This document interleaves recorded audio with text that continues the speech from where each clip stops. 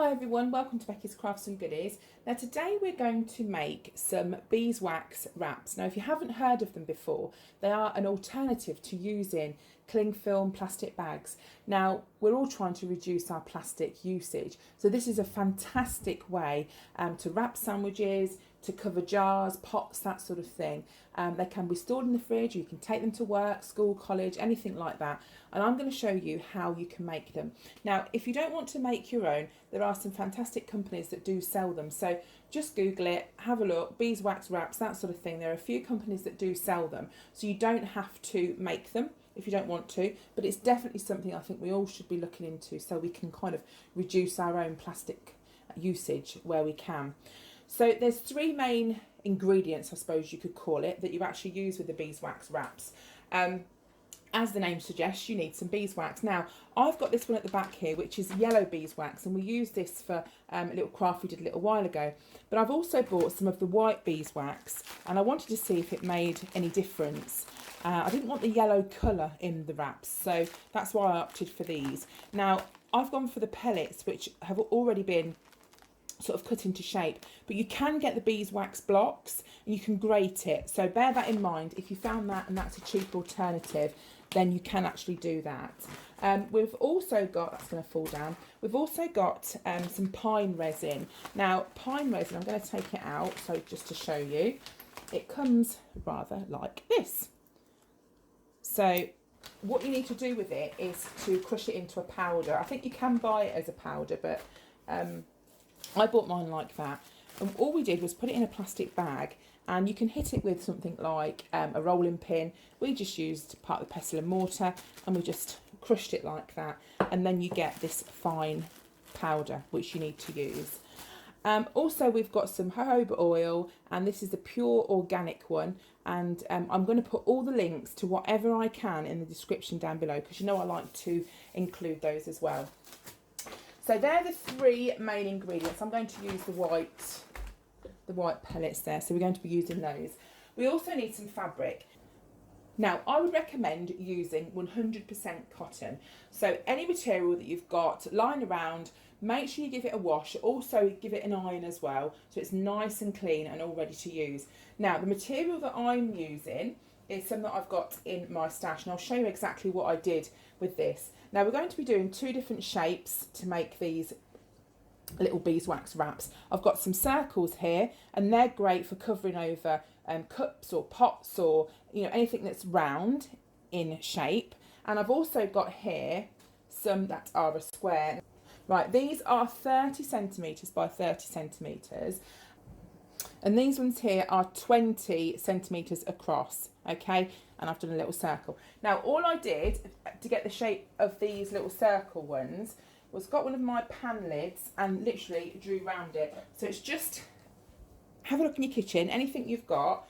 I've got my piece of fabric. I haven't cut this one out because I'm going to show you. I just drew round it like that with a Sharpie, and then use some pinking shears, and these are the scissors that have got the serrated, like the edges, just to stop it fraying, and you just cut round it. So I just fold it over like that, and then cut the circle round, and just make sure you don't leave any of the the Sharpie pen on there, so just cut it enough. So just snip that round, and if you have left any Sharpie on, like I've done there, you can just fold it a little bit more and just cut that bit off. And they are really forgiving, these types of scissors, actually. They are quite fun to work with. So, and being the nature of what we're making, if they're not quite perfect, it doesn't matter. Now, this recipe is for your own personal use. I don't know if there are any regulations if you wanted to make them and sell them. That is down to you guys to look into. I'm giving you this as a mum, and if you want to make any yourself. Okay, so we've got the circles there that we've cut out already. I did exactly the same for these squares. They are, this one's 28 centimetres because I made it a little bit small, and these two are 30 centimetres squared. So I've got a bit of a difference in fabric, You can also use different types of fabric if you want to identify what's inside. So maybe if you've got like fresh fruit or avocados or whatever, you could use different fabric for that, just so you know what's inside. You could also use, if you wanted to, a fabric pen. You could maybe write on it with that. That would be absolutely fine. Now I'm going to show you what they look like. We made some yesterday, and I'll just bring this little pot in just so you can see. Now they are food safe, okay, and beeswax does have natural antibacterial properties, so they are safe to use with food. And this is what they look like. I don't know if it looks much different. Let me bring in the other one. You can see a slight difference in the colour there, can't you? And there's a film over the top of the mixture. And when you place it on something like that, all you have to do is press down with your hands and it will seal onto the item that you want to stick it to. And that is how you hold it. And how super cute does that look? That looks far better than a bit of cling film or a bag or something like that, doesn't it? It looks so cute. Now, you can wash these in cold water and some soap. Don't wash them in warm water because of the nature of what you're using. So use them also for cold food only, and I wouldn't recommend them for meat, but use them for things like bread, sandwiches, fruit, veg, cheese. You can even wrap chocolate, biscuits. You know, there's so many things that you can use these for. I wouldn't put them in the microwave, and they are flammable, so just also bear that in mind. Now, they are not 100% vegan because of the beeswax. I know you can make them with soya, but I have heard that they're not quite as good. So for a completely vegan recipe, I don't know that, I'm afraid. You'll have to probably do a little bit more research for that, I'm afraid, guys. I've just got the beeswax version. Right, so I'm going to show you how to make these now. They are super duper easy. I'm also going to show you and give you the recipe that I use too. Okay, so there are a few different methods that you can use when making these. I'm going to show you the first one now. This is using an iron. Now an iron is actually really handy when doing these, and I'll show you why in a second. Now you also need some baking paper or some parchment paper. So this is going to help, and what I've done is I've stuck it on one side. I've stuck 2 sheets just on one corner there, and sticking them down, it really helps. Right, so I'm just going to roll that to the side, and let's give these little circle ones a go to start with. So this is one method that you can use, okay? We've got another one coming up. Now, mixture-wise, for this size, we're going to use a 2-to-1 ratio on everything. And for this size, we're going to use 2 teaspoons of the beeswax. And when you put it on, just kind of sprinkle it around on the top.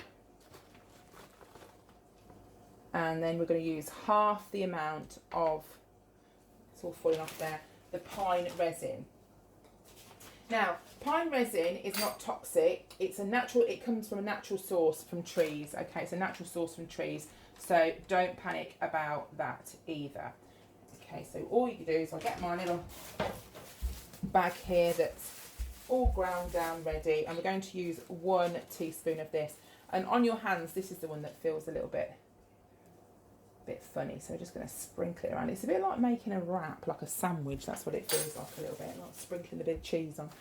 So we've got some of this oil, the jojoba oil, and for this amount here we're going to put 1/4 of a teaspoon. Now if you've got like a little pipette or something like that, that is actually really handy. I have got those over the other side of the kitchen, but I'm just going to go for it now. So you put that over there. Now I've got my iron on. Make sure you've got the steam turned off. I've just pulled the camera in just a little bit. Now this is going to be a bit tricky because I've got the tripod exactly where I need to stand. So we're going to pull this over the top like that, and we're kind of making a little bit of a sandwich. And then I'm just going to scoot around the other side of the tripod, and I'm going to get my iron and I'm going to go straight over the top, and the heat from the iron will start to melt underneath. And you'll see it start and change colour.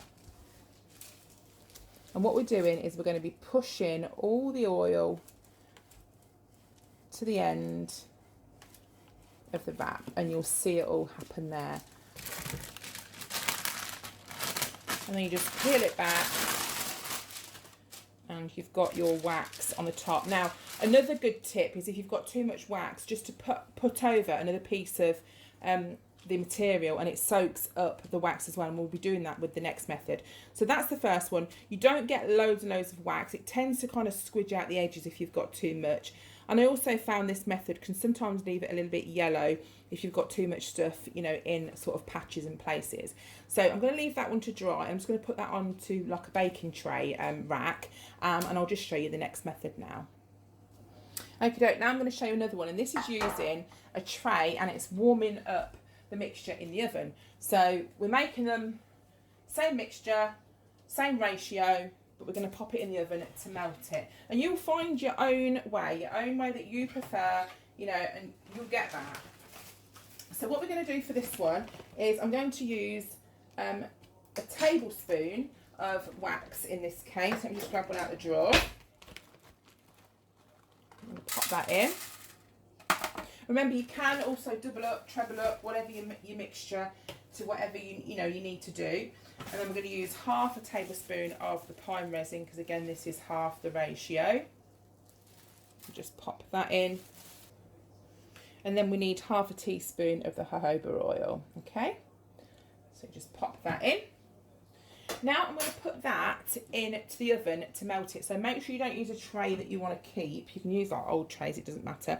So I'm going to put that into the oven now on, I'd probably say about 150, and let it all melt. So while that's melting in the oven, I'm just leaving these little guys here to dry, and they'll dry out pretty quickly. The stuff in the oven should probably take just literally a few minutes just to melt down. It doesn't really take long at all. Then after the oven method, I'm going to show you the last method. Right, so I've just got the tray out the oven, and you do have to move quite quick when you're doing this. Okay, so there's the tray there. So you need to get your material, and we're going to soak the material into the oil and into the tray. Okay, so I'm just going to poke it all in. And remember, this is the larger piece of material that we're using here. So we're just going to soak it all up. I've got just a paintbrush here because obviously it's hot, so be really super careful because we want no burnt fingers in this. Now, if the tray is left, it will solidify because when it gets cold quite quickly, and it will start to solidify very quickly. So I'm around about there, so I've pushed it all in. You can, if you wanted to, sort of make more mixture so it's easier to coat, but that's completely up to you. So now I'm going to move this tray away, take the wrap out. Okay, just going to give it a little waft like that, just to dry it a little bit, and then I'm going to lay it onto the another sheet of the baking paper that I've put out. And then we're going to pull the top sheet over, just as we did before, and give it a little iron. Now, if you've got too much mixture in there, you can put another sheet over the top. So I'm going to pull that back. Remember, you have to go quite quick because it will start and cool down. You can pop another sheet of the material over the top, and what that then does is it kind of soaks out any of the, when you put the hot iron over it, any of the excess oil, and it puts it onto another piece, and it just stops it getting too saturated really. But there's only a few areas that have come out here. So once you've done that, peel it back, peel back the top one, and then this can be the next one that you start on. And what a beautiful pattern this is. It looks so pretty, doesn't it? Just peel it back, and there you've got your sheet, and we're going to put that over onto the little dryer. I'll pull it into shot so you can see. Just pop that on there and then let that dry. I have to say, this is I think my favourite way of doing it. I find it a lot easier, and I find that you also get it smoother. You've not got so many sort of different marks where it goes sort of yellow and that sort of thing. So I'm going to let that dry with the other one, and then I'm going to show you another method now too. Right, this next method involves a bain marie, and that basically is some hot water. So you've got to boil the water and you put a bowl over the top. You need to be dead careful with this, guys, because it can get really hot, and obviously the water underneath is boiling, so again, be really careful. Now we're going to mix up the same ratio. We're going to do 1 tablespoon of beeswax, and then we're going to use half a tablespoon of the pine resin as well. So we're just using exactly the same that we used before. A bit of the oil. And we're going to melt that down. So that will all melt.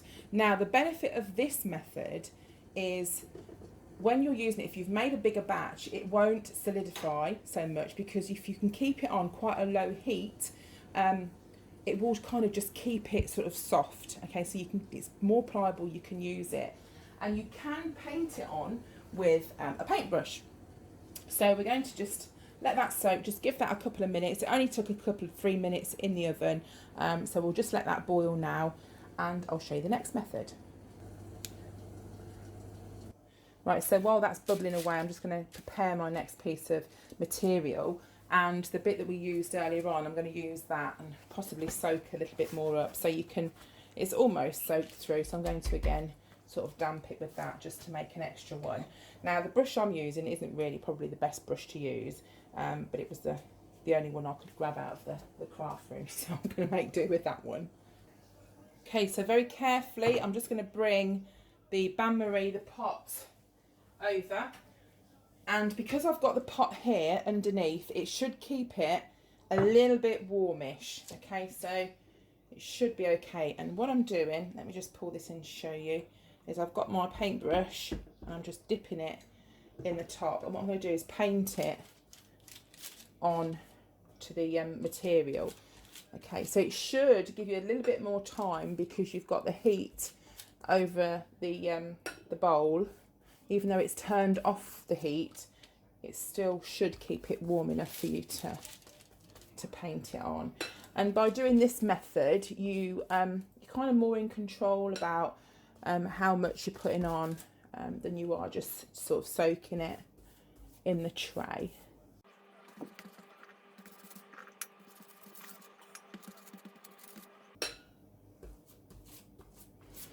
Right, so I'm about done there. And if you're wondering how long these are going to last, they do last quite some time. If they do tend to go a little bit funny, you can always just put some this baking paper over the top and just run the iron over them again, just to sort of freshen them up. You know, so you can do that. Now what I'm going to do is exactly the same as we did before. I'm going to pop the top sheet over, and then we're just going to run the iron over the top. And I've got a couple of extra ones here that I'm going to do, and then we'll be finished. But it is quite fun making them, and obviously they're very handy. Now storing wise, I would probably store them, I might put some baking paper in between mine. I don't think that's necessary, but I think that's what I'm going to do with mine. Just peel that back, and again, if there's too much, you can just put another sheet over the top. But it does definitely help sticking the paper down, even though that's come up. So I'm just going to give it a little waft like that, and then I'm going to lay that on the baking tray. But that has covered quite nicely as well. I'm quite pleased with that. So I'll put that over here and let that dry. I'm just going to work my way through the last few that I've got now. I've got this one here that we almost finished, and then I'll show you how to wrap things in them. Here we go, so they're all done. I've just put a few over these bowls just so you can see that they work with a cereal bowl as well, if you wanted to do that. Here are a few that I've got drying. I've just made these today, so I'm just going to leave them to dry a little bit longer.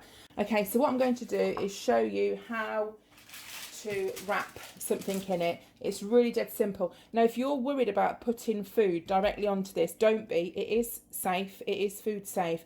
But if you wanted to add some extra protection, maybe put a little sheet of baking paper on it first. If you felt a bit better about it, you could do that. Pop your item in. So I've got a piece of cheese here, and literally it's as easy as rolling it up. It is that easy. And with the stuff that you've used, it will stick like that, and it all sticks together and it will hold. But how cute and beautiful does that look? And how much nicer is that in your fridge than, you know, a horrible plasticky packet? I think they look absolutely cool. So I hope I've inspired you to have a go at this. I think it's a really important, it's a real fantastic idea. And I really hope that you give it a go. And I'm sure it's something that your kids as well would love to get into, because no doubt they're being told all the things at school, and they probably really welcome you to maybe come up with this idea for them and say, you know, shall we have a go at doing it? So thank you so much for watching. Do let me know if you give this a try, or let me know in the comments down below if you've got any tips or tricks for this kind of you know, this kind of idea, because I'm sure we all want to know. So thank you again so much for watching. You are fantastic. I hope you're all okay, and I will see you all again soon. You take care. Bye for now. Just want to quickly jump on and say these would make fantastic presents as well. So you can maybe put 2, 3 or 4 in a pack. You could put some card around them, anything like that. Give these as presents, package them up. I know definitely it's something I would love. So thank you again so much for watching. Just wanted to pop this on the end. Take care. Bye for now.